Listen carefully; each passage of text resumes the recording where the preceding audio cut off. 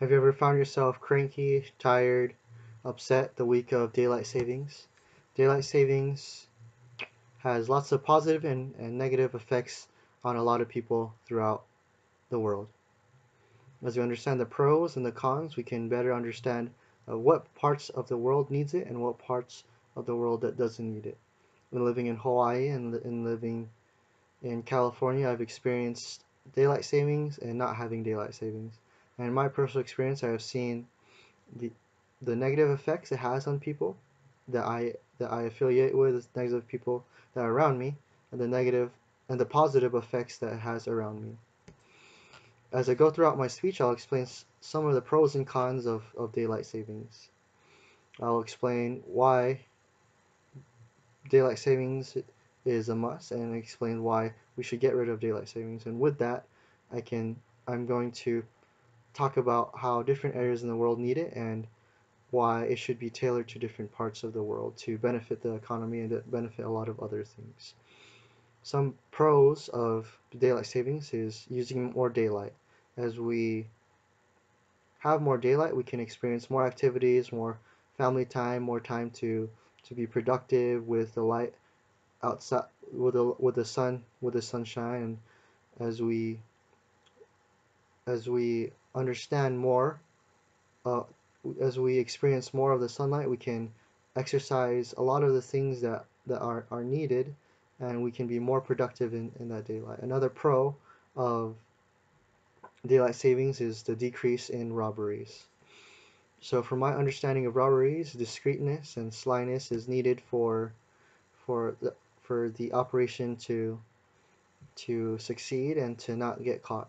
With more light in different times of the day, it's gonna of course it's gonna have a decrease in robberies because a big part of a lot of robberies is the lack of light.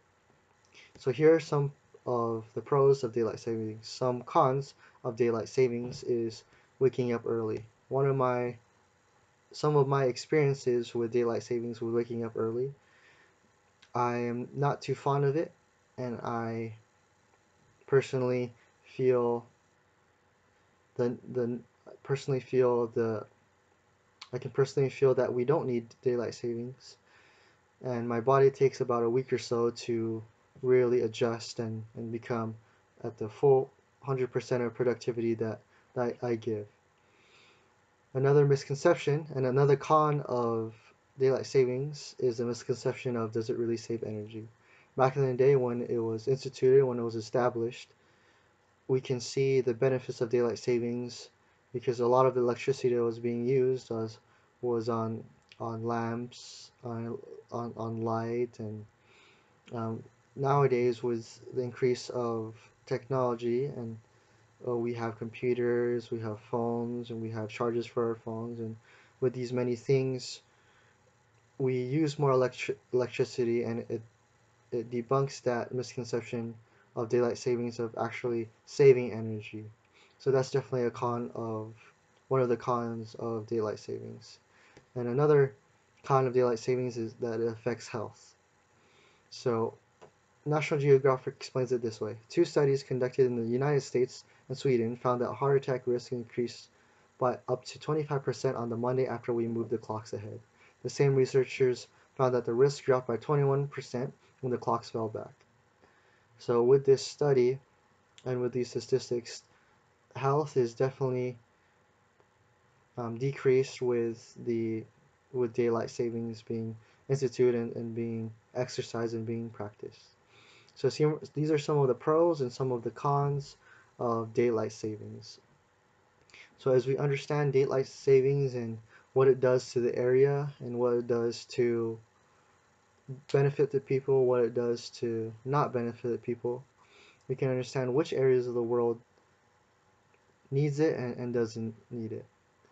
So TulsaLibrary.org explains it in this way.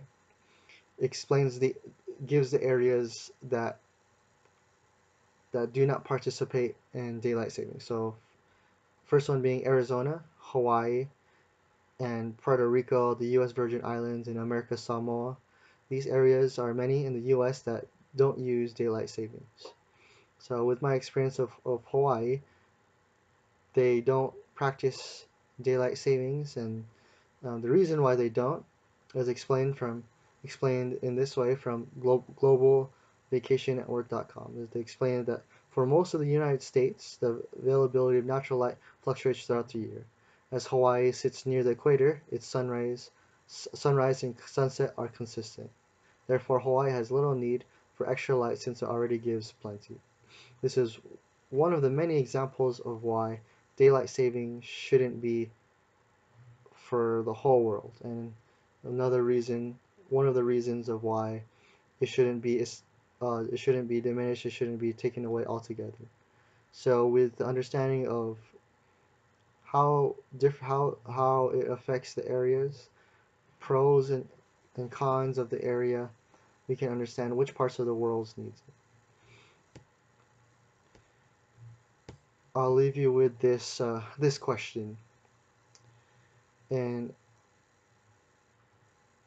getting up the week after daylight savings, you may come across these thoughts. I know how I feel about this. I feel tired, I feel exhausted, but I want to pose this question. How is instead of thinking in addition to thinking how it's affecting you, ask yourself how is it affecting the area around me? And ask yourself if daylight savings is beneficial to this area of the world. Thank you.